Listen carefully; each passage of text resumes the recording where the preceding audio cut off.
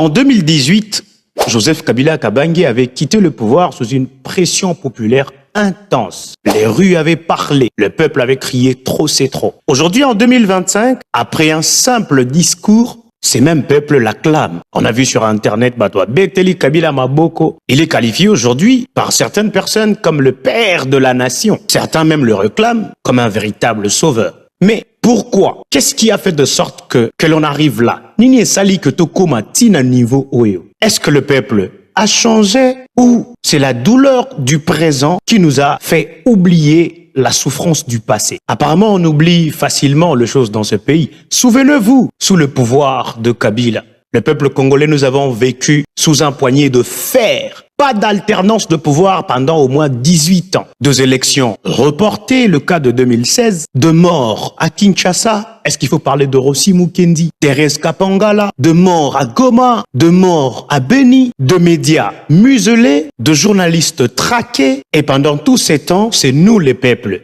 qui étaient dans la rue, pas pour une faveur, non, mais c'était pour notre dignité. Et je me rappelle, en 2018, lorsque Kabila a quitté le pouvoir, ce n'était pas un départ glorieux. Non, c'était une sortie imposée, arrachée par le peuple. Mais aujourd'hui, sous le régime de Félix Tshisekedi, la souffrance continue, le prix flambe, le salaire stagne, l'Est de la République démocratique du Congo reste gangréné par une forme d'insécurité qui ne sait pas dire son nom, la justice reste totalement bancale et face à toute cette réalité, certains ont jugé de retourner vers le passé, qui dans la douleur du présent commence à paraître moins pire. Mais attention, la déception d'aujourd'hui ne peut jamais justifier la douleur que nous avons vécue dans le passé. Non, jamais. La nostalgie est dangereuse parce qu'elle efface le faute, elle romantise le pouvoir, elle transforme les anciens chefs en prophètes et le bourreau en libérateur. Non, Kabila n'a pas changé. Ce sont nos souvenirs, par contre, qui s'endoucissent parce que la réalité est devenue très dure. Mais un peuple qui oublie vite est un peuple qui recommence les mêmes bêtises et les mêmes erreurs. Je parle ici aux jeunes, à cette génération qui a marché, qui a chanté, qui a pleuré. Souvenez-vous, on ne combat pas un système pour le regretter plus tard. Non, la souffrance actuelle doit nous pousser à chercher mieux et non à retourner dans le passé. Joseph Kabila, certes, revient aujourd'hui dans les débats, mais c'est pas Joseph Kabila la solution. Félix Tshisekedi déçoit aujourd'hui, oui, mais il n'est pas notre seule option. La vraie réponse est en nous, dans notre capacité à construire autre chose. Le Congo ne mérite pas de vivre